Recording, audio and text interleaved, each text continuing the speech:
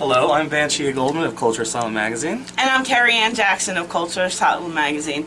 And you're watching 191 Live. Hello, I'm Banshee Goldman of Cultureasylum magazine. And I'm Carrie Ann Jackson Goldman of Cultureasylum magazine. Cultureasylum magazine is the premier magazine for the scene and beyond. If you're into anything underground or you're different anyway, go to www.cultureasylum.com and subscribe or buy one issue and try us out and you'll love us forever. Alright, cool. Then go to you guys. Alright, ready? 1, 2, 3, go. Oh, wait. You invaded. Keep rolling. Keep Alright, rolling. ready? 1, 2, 3, go. Hello, welcome to Indie 191 Live. I'm your host, Kevin, KMX, whatever my name is. And right now we are at Da Studio. We are currently being invaded by people coming in from one door and out of the other door, as most people do when you're standing by a door during an interview. But nothing out of the ordinary. But anyway, we are here with...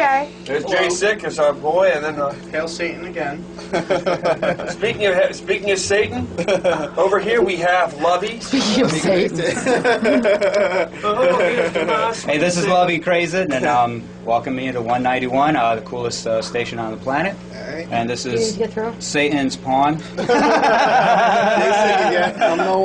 anyway, we're really here to talk about a great magazine from a local standpoint from Philly, and it's called Cultureasylum, which is a really cool magazine, and these two people are the ones who are responsible for it, and your names are? Banshee A. Goldman.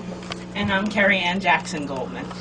Okay, great. I became interested in the magazine because of the fact that it was really an open forum, of open-minded people instead of very closed-minded people. So actually, I'm a very open-minded person.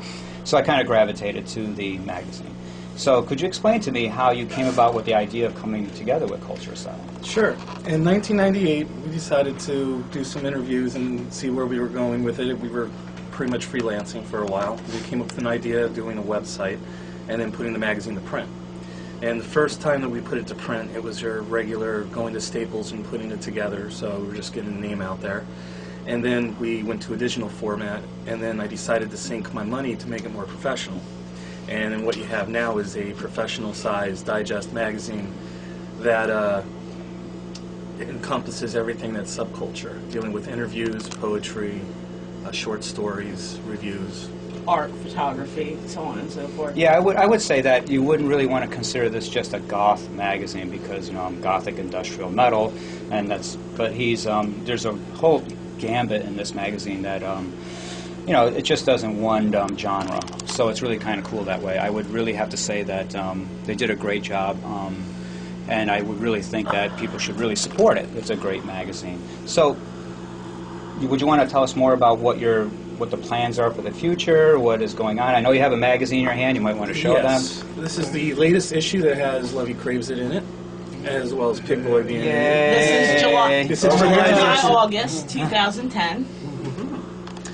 And it's doing very well because of Lovey being in it, which is one of the best interviews that we have had because it's more on a political standpoint, which we are trying to become more involved with. Yay! Woo! So Donations will be. We are in full support of the National Goth Party and want to work with Lovey and future projects. We want to get the word out more politically for people to know that there is a voice, then they are the voice, the underground voice, and that their submissions is what's important and keeps the magazine thriving. If I may jump in for a moment here. Another goal we have for the magazine, obviously we want to increase distribution. We are already going worldwide. We have, in fact, one of our subscribers is from Wales. We have a customer who comes to us every now and then from Norway. We have people from all over the world who have obtained this magazine, but we want it to be even bigger. And we want our distribution to grow because the underground needs a voice. And the voice, it almost seems as if the underground doesn't really have a voice at this point. We are trying to be that voice and help spread the word about people who are different. Now, the thing to keep in mind about the magazine, too, is that we are 18 and up. because of the material that is in the magazine, because we also have featured models and some of them do nude shoots. And there's provocative writing that happened to be in the magazine as well, so we don't want to get into the hands of children, but those that actually understand and are mature enough to read the magazine.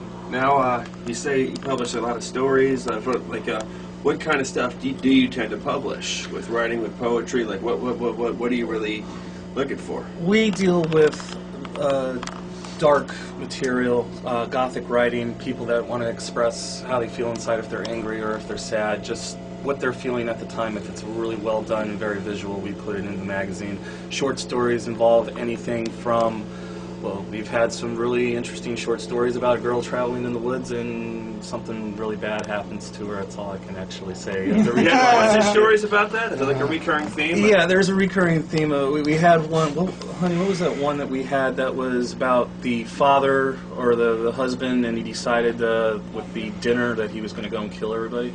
Oh, I don't remember. Are you talking about Wayne's story now? But anything, we're looking for the most daring, underground, cutting-edge stuff available from the most talented people whose voices have not yet been heard.